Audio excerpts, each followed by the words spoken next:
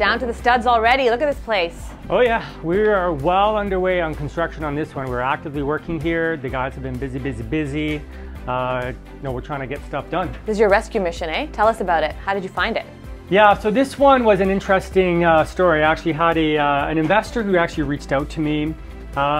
They had purchased this property, but they kind of quickly realized that they were in over their head on it.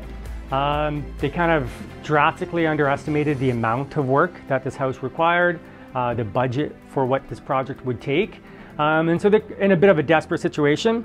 So it's just a matter of what level of risk you're willing to take and what sacrifices you're willing to make along the way, because it doesn't just fall in one day. You can't just do this in 1 year. It takes time. A lot of the stuff that we're showcasing on the show right now is probably a good 12 months from start to finish. Permits, themselves take 3 or 4 months, where we can't really do a whole lot during that time. And then the renos themselves are about like 6 months. Again, it doesn't have to always be that way. We've done some a lot faster, and the bigger stuff's going to take longer. Long story short, we ended up negotiating to buy the property off of them. And so we did, and we ended up getting a private mortgage in place to cover the purchase and also to cover the renovation costs. So we're able to get 100% financing on this particular project. So yeah, that's just, sometimes people reach out to us in desperate situations, and we help wherever we can. So that's kind of what happened with this one here. Awesome. And Dalia, if I wanted to become a lender on a project like this, can you talk to us a little bit more about what that would look like and some special considerations? Yes, when you're lending money as a private lender, there are 4 considerations. There is property risk, so what are you lending against and how comfortable are you lending on a project like this? Market risk, where is the property located? Because obviously that's going to determine if the property is to be sold in case that mortgage goes into default. Is it going to sell fast? Is it going to sit on the market? And then borrower risk, who's behind the deal? How are they experienced enough to complete the project that they want to complete? And then exit strategy. Has exit strategy been validated? Because it's so easy to lend money. The art is in exiting the deal. So these are the 4 things, and that's where a mortgage broker can help you do your diligence, unless you're a sophisticated investor and you know how to do it yourself. Yeah, that was my next question. Do you recommend lenders go through mortgage brokers, or do you think it's safe? And in what circumstances would you say it's safe to go direct to giving a loan? There are investors who have been lending money for years, and they know the market, they know the type of project they want to get into, they're comfortable with how they lend. They're very advanced and they're comfortable making their own decisions. Where I feel the benefit of a mortgage broker is in validating the exit strategy, because we know the rules behind the scene, and before we lend money, we want to make sure we're able to refinance and validate that it's going to work, not just talk about it, especially if the client is going to keep the property, not sell it. So that's the big value add for a mortgage broker. Yeah. And do you want to tell us a little bit about the exit strategies you guys discussed when working on this? Yeah, so this project here, this is a real kind of typical project for us. It's a straight up duplex conversion here. Main floor, second floor is one unit. The basement is a separate unit. Me and my partner Lee, we're just going to exit traditionally. We're going to refinance it. We're going to be able to qualify for a mortgage on the back end, and the plan is to keep it. Okay, awesome. And Ryan, can you touch a little bit upon, again, as from a lender perspective, what to consider when wanting to get involved in these relationships, these partnerships, and also touch upon whether, even going through a mortgage broker, if that's a different line of contracts when working as a lender, or if they're doing it independently, maybe the difference of what that looks like. Sure. Well, I mean, I would reiterate and support what Dalia has said about like those 4 pieces of doing your due diligence, especially if you're not a seasoned lender, or even if you are a really seasoned and experienced private lender. If you're not familiar with the area, or you're not as comfortable, I mean, obviously working with brokers and realtors that are, quite comfortable and well versed in the particular city, region, area you're dealing with, or even house type, that's going to be ideal. I'd always recommend getting another advisor's opinion, even if they were seasoned. But that being said, some are comfortable to make those decisions and take the risks. If you are doing a private loan, one thing you can just know from like the lawyer's side, anything over a certain threshold of money, like principal amount loan, it used to be 50,000, I believe it's 70, 75,000 now. Once you're over that threshold, you have to have two completely different law firms acting for the lender and the borrower. So sometimes people try to like make the process more efficient. Maybe they want to try to just keep it all under one roof. Whatever the case is for the real estate transaction, once you go over that threshold limit, you've got to have two separate law firms because that's just a law society rule. So we have to abide by that, and you'd have to have, in most cases, like a project like this at 100% financing, it was definitely over, I assume, 70,000. So you'd need two different law firms, one for the lender, one for the borrowers. And so that's one thing to consider. I mean, the one thing that Dalia highlighted that I'll just maybe re-highlight is, I think it's really important for the lender specifically to make sure if stuff hits the fan and the deal isn't going to work out the way everybody planned, and they have to collect on their investment, like their security being the property, because there's been default and so forth. It's a really good idea to make sure you have strong realtor opinions of like, what can this thing sell for? If it's complete or incomplete, what are you going to be able to sell this thing for? Because that's where your security is, right? If somebody stops paying the payments on time, not that they would do that, but if the borrower stopped doing that, that's where you run into a situation of like, okay, so what are we going to be able to do on our power sale? Yeah. Awesome, great advice. And Lee, what's the timeline like this looking on? Well, I think we're probably at month number 3. We probably have another 2 to 3 months left. So 5 to 6 months in total. Are you guys long-term renting it, mid-term renting it? Have you decided? Well, we don't know yet. I guess I don't know yet. We'll see what the market looks like. We'll see what the refi looks like. With it only being 2 units, what we bought the house at, we'll probably do okay. So I think either scenario will work, whether we go midterm or long-term. But maybe we'll do one of each. Okay. And we'll go from there. We'll see what the cash flow looks like. If you are interested in using the midterm rental strategy for one of your properties, I would advise a few things. First, do a walkthrough. Ensure that your unit is fully equipped to have a rental in there for a midterm. There are small things like the accessories in the kitchen, the way it's furnished. You want to ensure it's an attractive unit for the pictures on the platforms. So people are encouraged to sign up to go to your rental, as well as be willing to pay a premium price if you've set it up for a premium stay. That will be really helpful. You want to ensure you have an in-house cleaning staff so that you can call them after every guest leaves. You want to ensure you have a handyman on call so that you can also call them if anything happens while the guest is there. It's really important to have a power team. If you don't have the capability or the time to run your own midterm rental, we do have a midterm rental property management company, which is also an alternative for any investors who want to shift their strategy but don't have the capacity to do so. And we can be reached at midtermrentalproperties.com.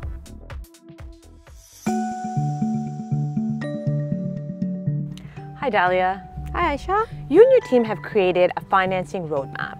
Can you tell me more about that and how it can benefit investors? Sure. Think about the financing roadmap as your map when you're on a journey. On that journey, you're looking to figure out where you're going to stop, what are you going to pick on the way, who's going to be with you. You're going to map out your path. So as an investor, that's what the financing roadmap is for.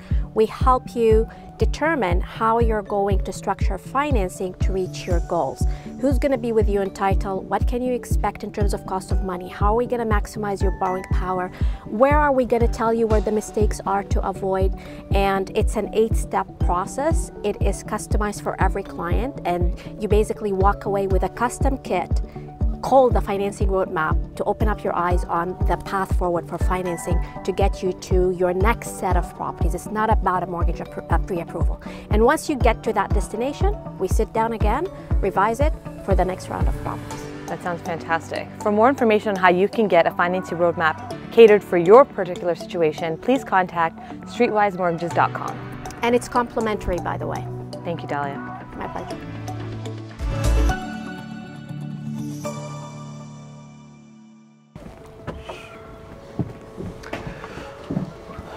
All right, so this is the project here. We can show you a little bit around the house and what we've been up to. As you can see, we're just finishing up the framing stage. We have our new structural beam in. We got the new staircase that's already been installed to go up to the second floor. We can show you the basement a little bit later, but yeah, this is the place. What do you think? Yeah, it's looking good actually. So as their private lender, why did you decide to invest with Ken and Lee? What was Well, your motivation? I've actually invested with, I've known Ken a long time, and I've invested with several of his projects. And his projects always impressed me. They're always well done. So I'm pretty confident. What do you think of the house so far? I saw it when you first purchased it as a lender, because you want to check what you're lending money to. And now I see it, it's a huge difference. So it's come a long ways. Yeah. Yeah, and we just want to say thank you for putting your trust in us as a lender, and I know it can take a lot of guts to put your money out there on projects and with people. So yeah, so thank you, and we'll definitely take you through a walkthrough once it's all done and show you the finished product. Yeah, once in a while if I'm in Hamilton, I have dropped in here. Usually I can't get in, but I know the box code too. If you can't get in, that means the guys are doing their job. That's right. Yeah. Or you're going to catch Lee but taking it's a nap. but it's no, I can see the progress. It'll be a nice project when it's done. Yeah. Awesome. So would you invest with them again in the future? Oh yes. Oh yeah. Yeah. Yeah, once this project is done, we'll refinance it and we'll be able to pay you out in full, and then we'll look at the next project. Then we move on. Yeah. We continue. It's To the next project. That's right. Yeah, as long as both sides are winning, like doing well, it's good for everybody. Working with Sarah Lee, Ken, and their team, and the process of working with their clients in relation to finding investment deals, I would say it's been amazing because of the fact that the clients are well educated. They have an extreme understanding of the real estate space, and they're asking the right questions up front. To be honest, because I've dealt with them on a number of projects, I had no concerns. If this was the first house I saw, I would have had concerns. If I never dealt with them before, because this house was in rough shape. But because of the past history, I had no concerns. On its own, I would have had concerns, but as you can see, it's coming along well. It's come along. We've definitely, so every house when we do it, this wasn't supposed to be a full gut. I remember we kind of came through it, we were going to keep a lot of stuff. You ended up doing a full gut. Yeah, the only thing we kept is the existing floor above, but everything else is completely, if you see in the basement, it's all new floor joists, as well as we had the pocket steel I-beams and the whole exterior around the building to support the buckling in walls. So instead of having to hold hands for someone who's a first-time homeowner, where they want to know about things like, hey, this fence, can we get this fence, fixed? Things that are very trivial in my mind, but the quality of information that's been asked from Ken, Sarah, and Lee is superior to any of the investor groups that I've ever worked with. We'd have a plan A and plan B of action to acquiring the property. So we don't really take no for an answer, and we usually, whatever we put forth, usually we get the transaction based on the numbers that we run. And we run like 4 or 5 models on an offer, so that's really helpful because we're dealing with strictly numbers, and numbers don't lie. I'm pretty sure I can pretty much assume you'll be spray foaming these walls. yeah, we're going to spray foam. Yeah, because that's always helps too with insulation, of course, and structural. So it's all good.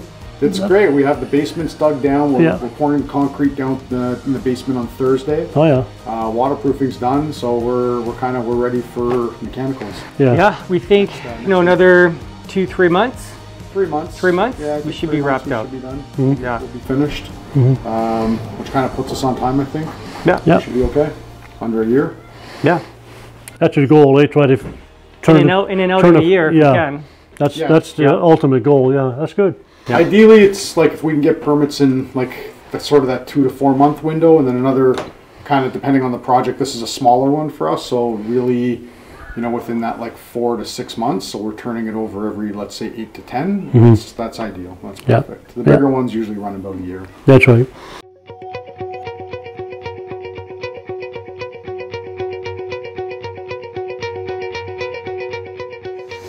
Hey Ryan. Hello, how are you? Good, how are you? Good. With the way the market has been fluctuating, I wanted to know, are you finding a lot more of your clients are unable to close in the time that they were anticipating? And if they're needing a change in closing, what are the implications of that when that happens? Sure. It is happening a little bit. I wouldn't say it's a large portion of deals, but it is happening where deals are getting to the original scheduled closing date or completion date, and an extra day, maybe an extra couple days, maybe an extra week are needed. So in most cases, it's really just a matter of making sure people are like practically and procedurally sort of ready for that, or have had a backup plan for that. So for example, you know, if somebody was supposed to close for October 5th, and we get to October 5th and they need potentially another extra day or two because the financing is just taking longer to process, or something else is delaying the closing. You know, not having your tenants, if you're using it as a rental property, or if you're doing like a BRRRR, you know, don't schedule the trades to come in the first day. Don't have deliveries of like furniture and equipment and new tools and new appliances and everything, all for the closing date itself. So Ryan, how many days do you think they should extend their setup when planning on closing to ensure that they don't get in trouble if the extension happens? Yeah, I mean, I would buffer about 2 to 5 business days. And again, just a reminder not to panic people. I think most deals are still like on time, but on time is not 9 a.m. on the day of closing. It could be as late as 6 p.m. Right? So even that day of closing, you're kind of really losing out. Like you don't get to move in that day probably very easily. Yeah. You're not going to be able to get appliances or trades dropping stuff off or trades starting. Really best to kind of set everything up to happen a couple business days after the close date. That way, if you do close at the very end of the day, or you need that 1 or 2 day extension, you've got a buffer. Okay. You're not worried about trades showing up and, you know, that getting messed up in trade schedules and costing you extra, or delaying your project. You're not worried about tenants not being able to have a place to stay and move into. You're not worried about like your movers, you know, having to come back and charge you double. Yep. So these kind of buffer things will be practical tips that I think will help people sort of gauge the day of closing. Just think of the day of closing as we're gonna get registered, we're gonna have money changing hands, we're gonna get keys. Great. That's it. That's great advice. Thank you so much. And for more information on when your house closes and what to expect, please contact Ryan and his team at carsonlaw.com. Thank you.